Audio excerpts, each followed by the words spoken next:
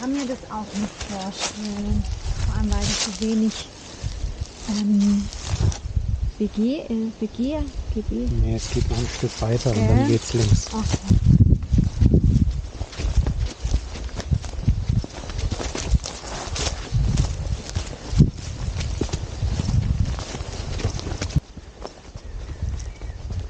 Ich weiß, ihr fragt euch gerade alle in der Stelle im Film, die ihr schon mal hier gewesen seid, wo stapfen denn die beiden hier durchs Grün? Als ich bei der Vikus-Schlucht war, ich bin nie durchs Grün gestapft. Ja, es gibt da noch einen anderen Aussichtspunkt und für den müssen wir durchs Grün stapfen. Madame, Sie haben den Vortritt.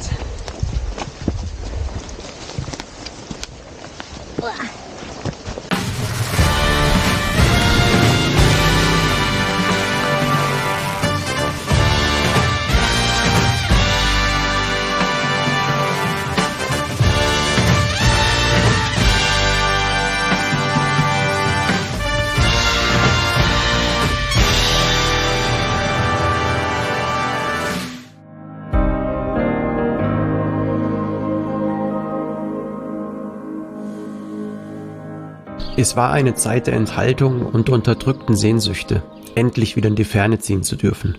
Aber irgendwann tut sich am Horizont wieder ein Licht auf und du greifst nach dem Rettungsring. Endlich geht es wieder los für uns. Voller freudiger Erwartung, was vor uns liegt, steuern wir mit der Fähre auf Griechenland zu.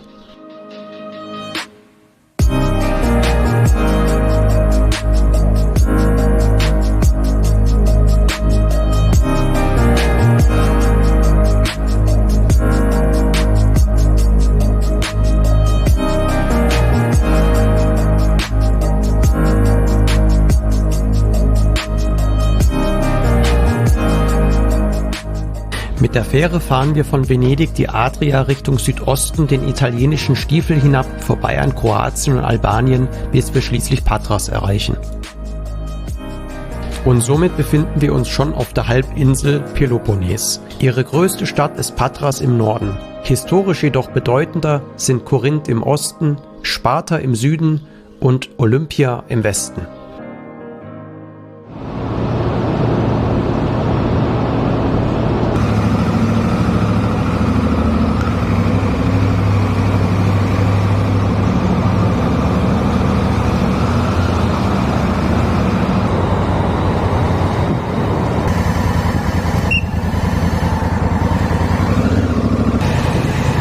Buongiorno, good evening.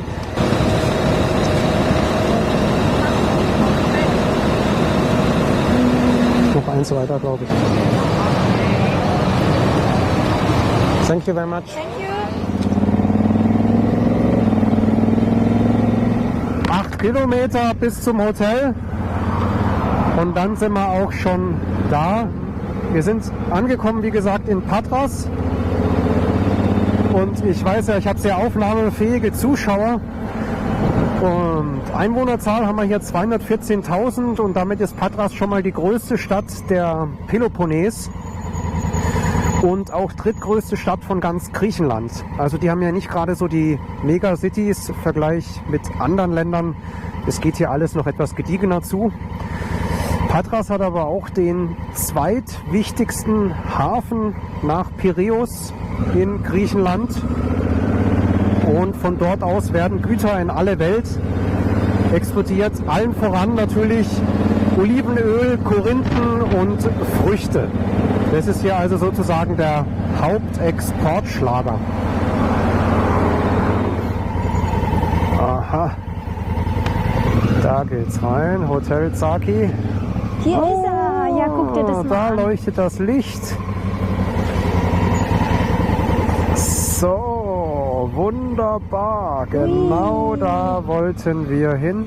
Oh, hier sind aber ganz schön viele Autos. Na, das sieht doch schon mal nett aus. So. Ja, das sieht gut aus. Das sieht sehr gut aus. Eines kann die Kamera leider nicht vermitteln. Und das ist der Duft von diesem Meer, was ich hier jetzt gerade rieche. Und es ist noch relativ früh, wir haben kurz nach 6 Uhr, 6:23 Uhr. soll hier die Sonne aufgehen. Und schaut euch das an. Dort hinten diese Brücke. In der Nähe dieser Brücke beginnt hier also unsere Reise. Und wir kommen später auf der Tour nochmal zu dieser Brücke zurück. Und das ist nicht irgendeine Brücke, denn diese Brücke hat wirklich eine besondere Geschichte und die muss ich euch später noch unbedingt erzählen. Aber jetzt muss ich erstmal die Drohne steigen lassen.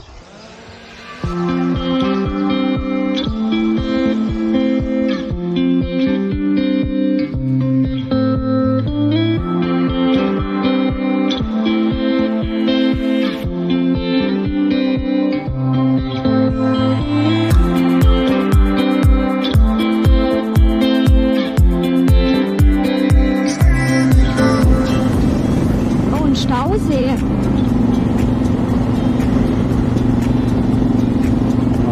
Herrlich. Das macht Spaß. Alles im sattesten Grün.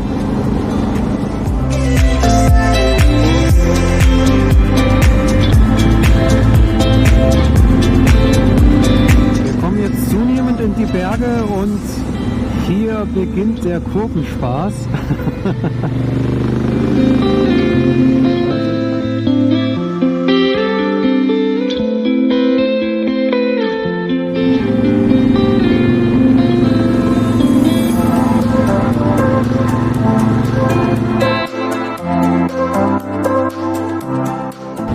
Wir fahren hier gerade durch eines der kleinen Dörfer im Hinterland durch und ich finde sowas immer ganz spannend, um zu sehen, wie leben die Menschen hier, wie pflanzen die ihren Garten an. Da hat mal jemand ein Pferd in seinem Garten stehen. Wie sind die Häuser hier gebaut? Da bekommt man dann schon immer mal so die ersten Eindrücke. Sieht hier alles im ländlichen Bereich noch ziemlich idyllisch aus, möchte ich mal sagen. Immer wieder auch kleine Bauernhöfe dabei. Und die sieht man hier auch immer wieder, Schafe. Ui. Und davon wirklich nicht zu wenig.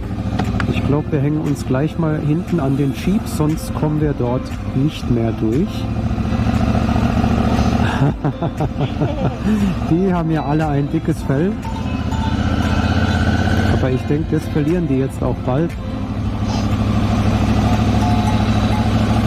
Beziehungsweise das wird ihnen genommen. Herrliche Landschaft hier, herrlich. Wie hier noch alles und vieles wild wachsen kann. Es ist schon nochmal auch ein Kontrastprogramm zu unserem Schwarzwald. In der Region, wo ich jetzt herkomme, da ist natürlich alles geregelt und strukturiert. Als hätte jemand ein Geodreieck und einen Rechenschieber angelegt an der Landschaft. Und hier lässt man den Dingen doch noch etwas mehr ihren natürlichen Lauf.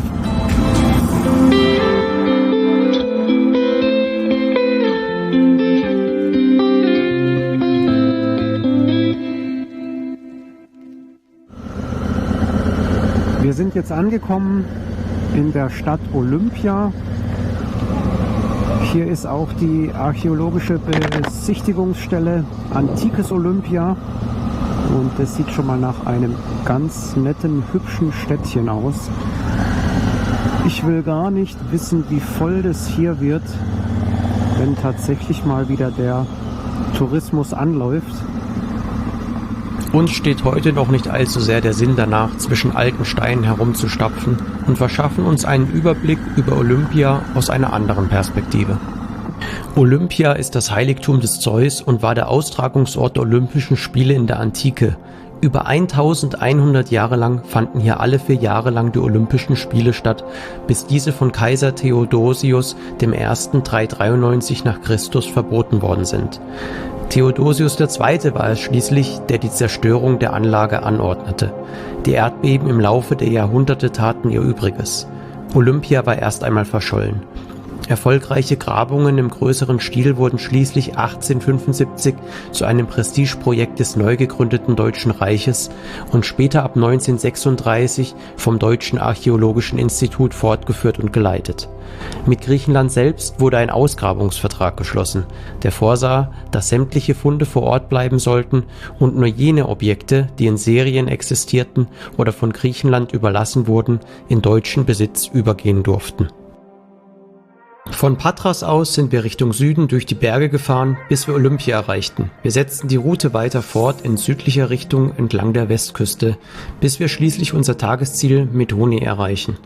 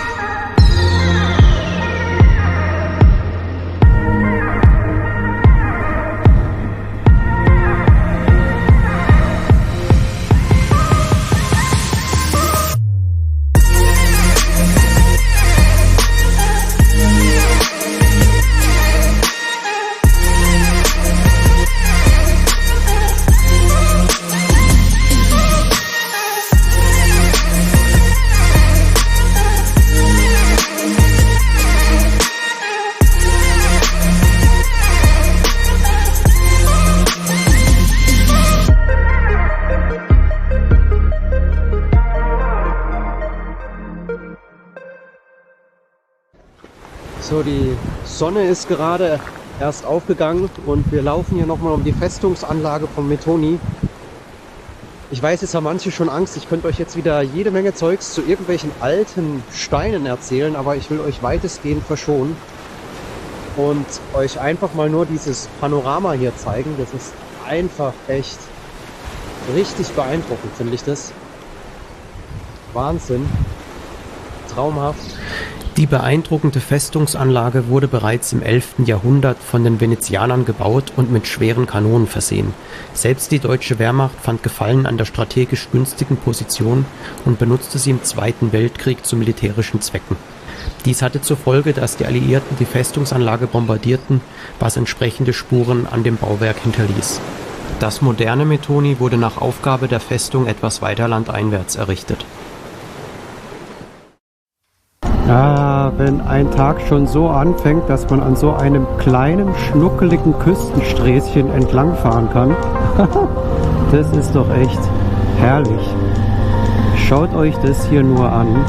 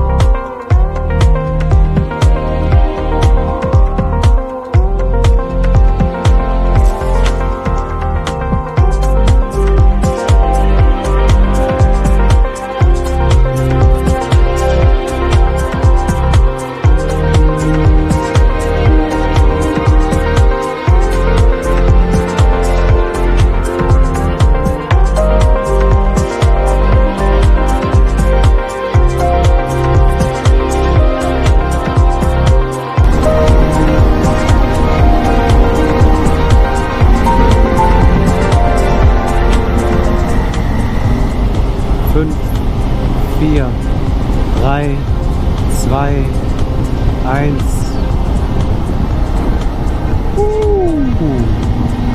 Schaut euch das an.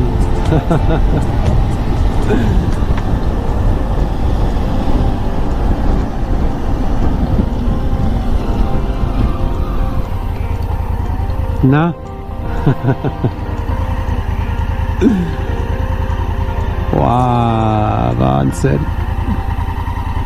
Und jetzt geht es auch noch an der Küstenstraße entlang. Also in Griechenland hat man als Motorradfahrer schon zu leiden.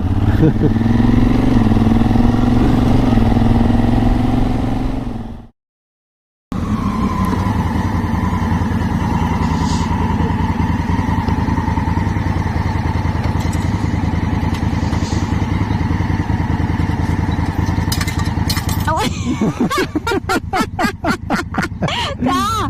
Falsche Stelle. Geil! Die Chancen waren 50-50. Ging voll in die Hose. Okay. Ah, geil! Ich habe das andere aber gar nicht gesehen. Ja.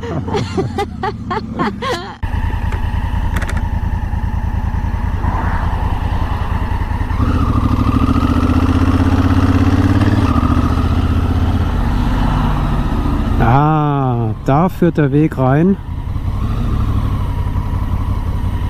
Mal schauen, bis wohin wir kommen. Ich möchte hier nämlich zu einem ganz bestimmten Punkt. Und der sollte hier hinten erreichbar sein. Wir sind hier nämlich beim Kanal von Korinth und zwar an einer ganz speziellen Stelle. So, da ist der Kanal. Stellen wir mal die Maschine ab und schauen nach. Der Kanal von Korinth ist ein besonderes Meisterwerk der Ingenieurskunst. Die Verwirklichung des Projekts nahm zahlreiche Jahrhunderte in Anspruch. Ersonnen wurde es von einem Herrscher des antiken Korinth, begonnen unter dem römischen Kaiser Nero und schließlich vollendet im 19. Jahrhundert von den Franzosen. Der durch soliden Fels gebohrte Kanal ist 6 Kilometer lang und 23 Meter breit. Die Wände erheben sich 90 Meter übers Wasser. Besonders eindrucksvoll wirkt der Kanal, wenn ein Schiff hindurchfährt. Der Kanal erspart dem Schiffsverkehr einen 400 Kilometer langen Umweg um die Peloponnes. Auf westlicher Kanalseite befinden sich noch heute Bunkeranlagen der Deutschen. Die deutsche Wehrmacht sprengte 1944 einen Teil der Steilwand und alle Brücken über dem Kanal. Der Wiederaufbau wurde mit Hilfe des United States Army Corps of Engineers 1946 begonnen und im November 1948 abgeschlossen. Es mussten mehrere 100.000 Tonnen Geröll beseitigt werden.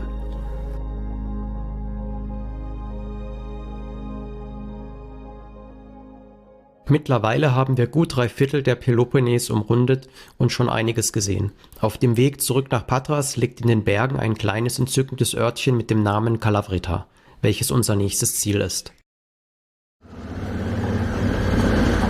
Wir entscheiden uns für den direktesten Weg, der über eine kleine Schotterstraße mitten in die Berge führt. Wow, herrlich, hä? Ja. Schau dir das nur an. Wahnsinn.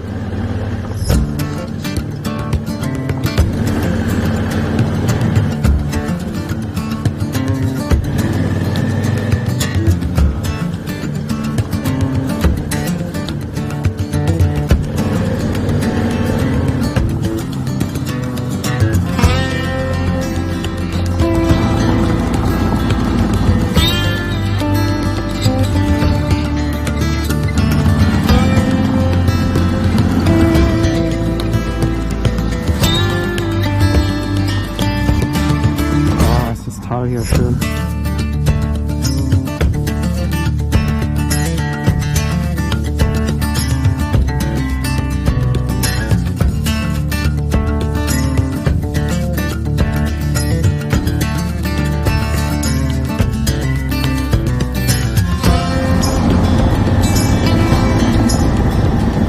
Wir sind wieder zurück auf der Straße, sind über den Pass drüber und das mag ich so an solchen Touren, die Abwechslung. Die Abwechslung ist es, die es für mich immer ausmacht. Mal Asphalt, dann geht es zwischendurch auch mal eine Einlage auf den Schotter, dann wieder zurück auf die Straße. Also ein guter Mix, der macht für mich so eine Tour aus.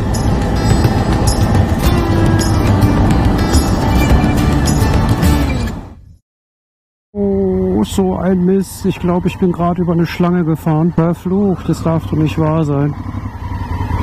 So was Blödes.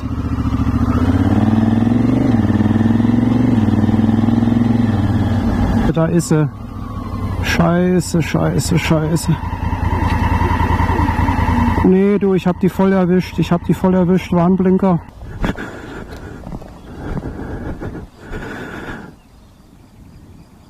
Oh. Wie kriege ich die jetzt hier weg, bevor noch ein Auto kommt? Oh, scheiße. Ja, scheiße. Aber vielleicht kriege ich die hier zumindest von der Straße runter. Aber das ist nicht ganz so extrem. Vielleicht überlebt die das. Hauptsache mal von der Straße runter.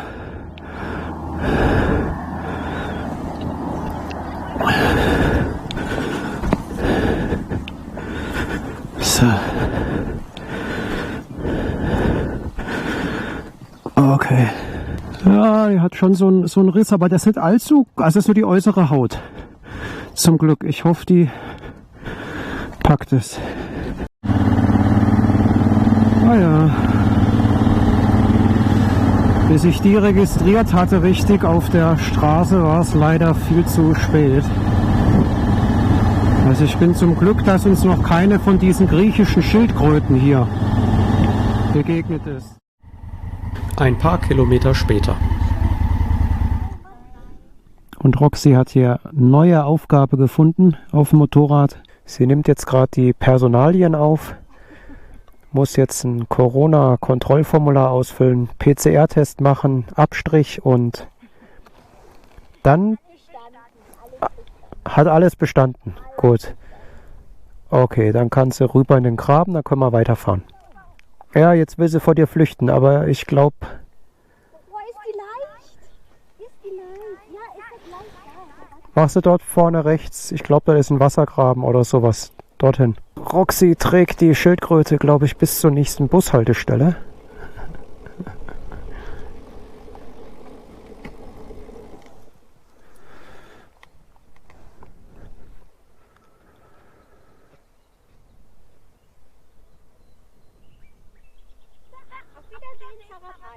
So, Mission erfolgreich geschafft. Applaus, Applaus. So, jetzt schauen wir mal, wann der Zug fährt, wie der Zug fährt. Ob er überhaupt fährt? Ob er überhaupt fährt. Die Zahnradbahn. Zahnradbahn, ja. Da haben wir es. Sag bitte nicht, dass der nicht fährt. Oh, da stehen viele Sachen auf Griechisch. Ich verstehe kein Wort. Ich würde mal sagen, das heißt zu, weil es ist zu. Genau so war es leider auch und es wurde nichts aus der Fahrt mit der einzigen Zahnradbahn Griechenlands. Aber es gibt noch eine andere Geschichte über den Ort Kalavrita zu erzählen. Im Zweiten Weltkrieg besetzte die deutsche Wehrmacht Griechenland. Hier oben in Kalavrita bildeten sich griechische Partisanen, die in der Nähe von Kalavrita ihren Stützpunkt hatten. Diese Partisanen haben 80 deutsche Soldaten gefangen genommen, die sie wiederum einlösen wollten gegen Partisanen, die von den Deutschen gefangen genommen worden sind. Leider ist es zu diesem Austausch nicht gekommen. Es ist auch nicht ganz geklärt, weshalb nicht. Die geschichtlichen Dokumente sagen hier Widersprüchliches. Jedenfalls sind die 80 deutschen Soldaten von den Partisanen getötet worden. Daraufhin wollte die deutsche Wehrmacht Rache nehmen. Sie nahmen diese Zahnradbahn. Erste Station ist das Kloster gewesen, wo sie Halt machten und den Priester und alle Ministranten töteten. Zweite Station war schließlich hier Kalavrita. Alle Frauen und Kinder wurden auf den Dorfplatz zusammengetrieben und in die Schule befördert. Die Schule wurde schließlich in Brand gesteckt. Aus irgendeinem auch unerklärlichen Zufall oder Glück ist es dazu gekommen, dass diese Frauen und Kinder größtenteils alle aus dem Schulgebäude wieder flüchten konnten. Die Männer trieb man weiter oben von Calabritat zusammen und hat sie allesamt erschossen. Heute ist an diesem Ort der Gräueltat ein Denkmal. Die Zeiger der Uhr der alten Kathedrale sind auf immer und ewig um 14:34 Uhr stehen geblieben. Zu dem Zeitpunkt, als die deutschen Gewehre endlich schwiegen. Wir machen uns durch die Berge wieder auf den Weg Richtung Patras, wo unsere Reise begonnen hatte. Nach einigen herrlichen Kurven haben wir schon bald diese einzigartige Brücke wieder vor uns. Die Rio-Andirrio-Brücke ist ein Meisterwerk der Ingenieurskunst. Lange hielt man es für unmöglich, überhaupt eine Brücke in einem Erdbebengebiet an dieser Stelle bauen zu können, da der Meeresboden in 65 Meter Tiefe schlammig ist und zudem noch tektonische Verschiebungen zwischen dem Peloponnes und dem Festland Griechenland stattfinden. Ein Konsortium mehrerer großer Baufirmen und den größten Ingenieursbüros Europas setzte den Bau schließlich in die Tat um. Alleine das Fundament eines einzelnen Brückenpfeilers misst mehr als 100 Meter im Durchmesser. Die Brückenpfeiler selbst sind bis zu 265 Meter hoch. Die Länge der Brücke beträgt 2883 Meter. Sie ist ausgerichtet auf eine Lebenszeit von 120 Jahren und kann sich dabei 2 Meter in jegliche Richtung verschieben. Selbst im Anprall eines Frachters mit 80.000 Tonnen bei 16 Knoten hält sie stand.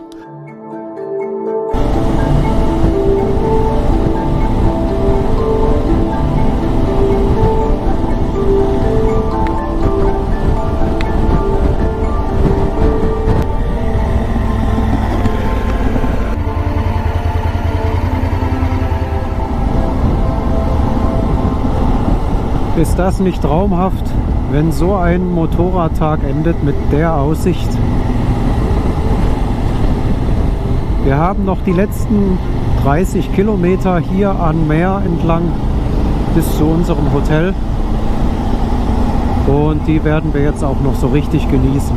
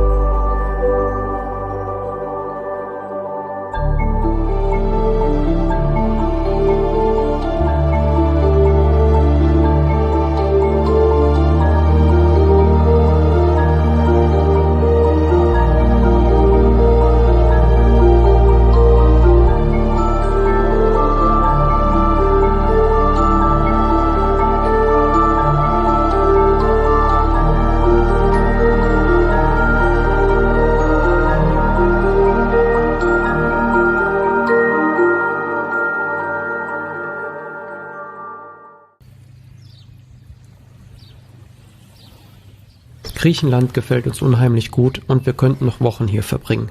Patras haben wir nun hinter uns liegen. Unser nächstes Ziel wird die Insel Lefkada sein, welche traumhafte Strände haben soll. Schauen wir mal nach.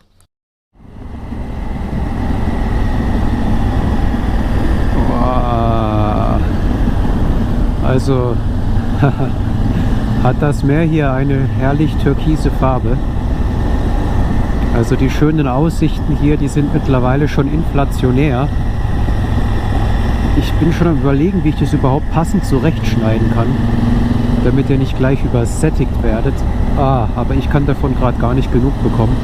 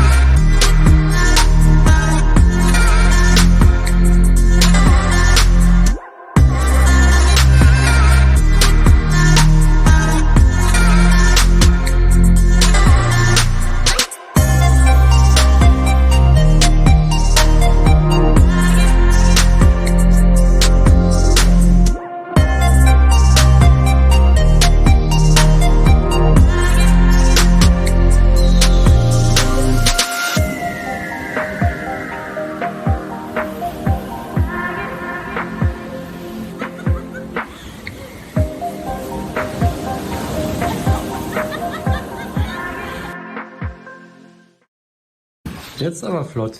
Ja. So sieht es morgens bei uns aus. Das ist mein Zeug, alles gerichtet und fertig, seit über einer halben Stunde. Und da ist meine Frau, vor 10 Minuten aus dem Bett gesprungen, schnell ins Bad gerannt. Und jetzt haben wir irgendwie ein bisschen Stress, gell? Jetzt aber mal zack. Alles unter Kontrolle. Jetzt aber zack, zack hier. Alles unter Kontrolle. Ja, alles unter Kontrolle.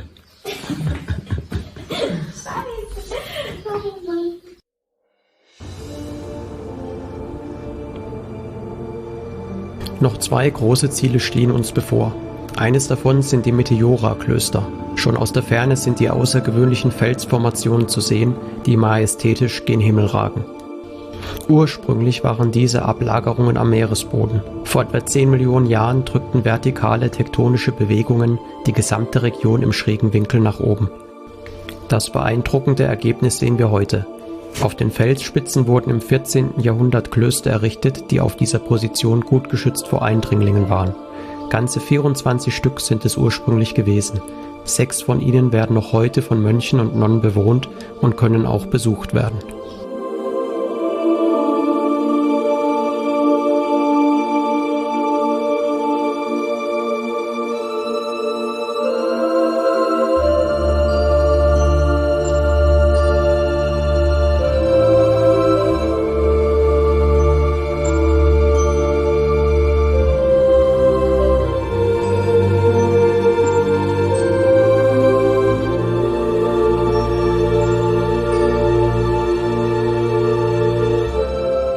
Wir besuchen das Kloster Valam, welches von 2 reichen byzantinischen Abkömmlingen gebaut worden ist.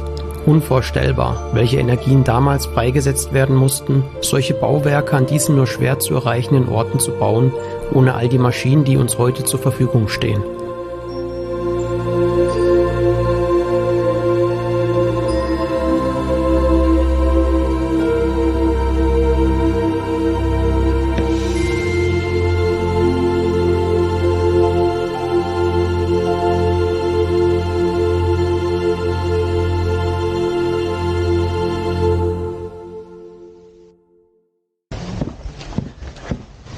Also diese Meteora-Klöster mal aus der Nähe zu sehen, das war wirklich schon ein Ereignis. Wenn man mal in der Gegend ist, das sollte man wirklich wahrnehmen und mitnehmen. Wir können euch nicht drinnen alles zeigen. Da darf man keine Fotos machen und keine Videoaufnahmen. Umso mehr ein Grund für euch, mal hierher zu kommen, mal reinzuschauen. Was machen wir jetzt? Essen. Essen. Gut, lass mich raten. Griechischer Salat? Ja! Okay. Ich glaube, das wird dann so langsam ihr 20. griechischer Salat in Griechenland. Dabei hat die Küche hier so viele andere gute Sachen noch zu bieten. Ja, Garnelen habe ich auch schon gegessen. Ja, Garnelen. Fisch habe ich auch gegessen und Pilze habe ich auch gegessen. Und Pilze auch. Okay. Die Männer denken jetzt alle, eigentlich wird es mal Zeit für ein bisschen Fleisch, oder? Ja. Naja, okay. Fisch war doch, ist Ja, doch Fleisch. Fisch ist doch Fleisch, okay. Dann gehen wir mal schauen, wo es was gibt. 70 kurvenreiche Kilometer später erreichen wir das idyllische Bergdorf Metsovo, wo wir im Hotel Adonis Quartier beziehen.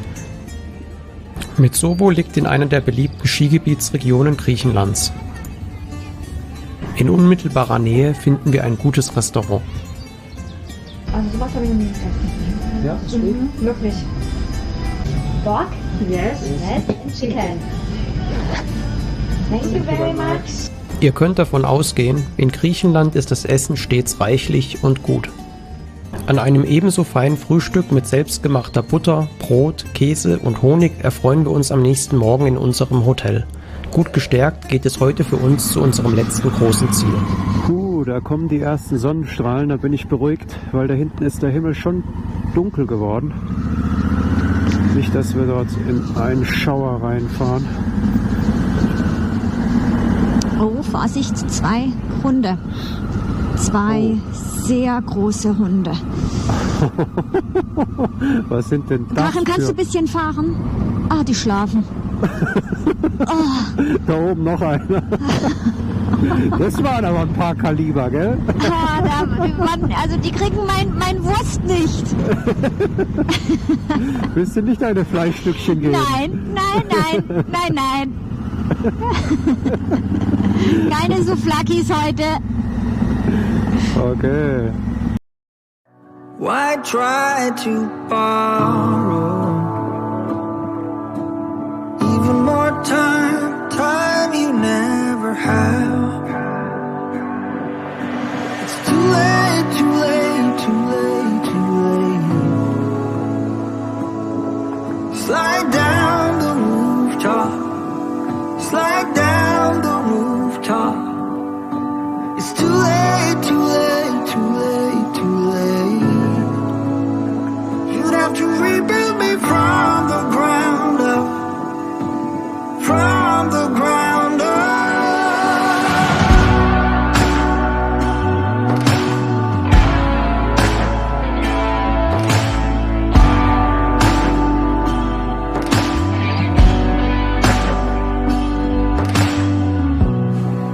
There's always something, and I can try to change, but you want something else. Why cut off your wings? You could change the world and I'd still be a mess. It's too late, too late, too late, too late. Slide down the rooftop, slide down the rooftop. It's too late, too late, too late, too late. You'd have to rebuild me from the ground up, from the ground up.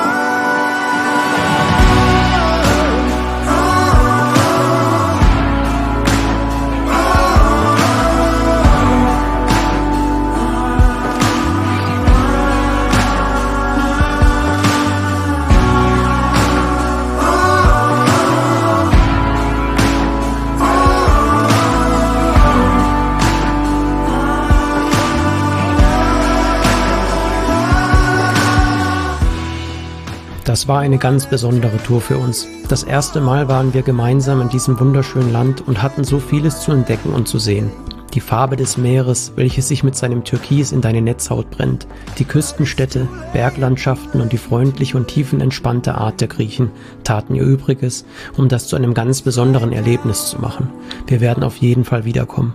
Vielleicht habt auch ihr nun Lust bekommen. Den Routenverlauf und mehr findet ihr auf meiner Homepage. Macht's gut. Und ihr wisst ja, allzeit gute und sichere Fahrt.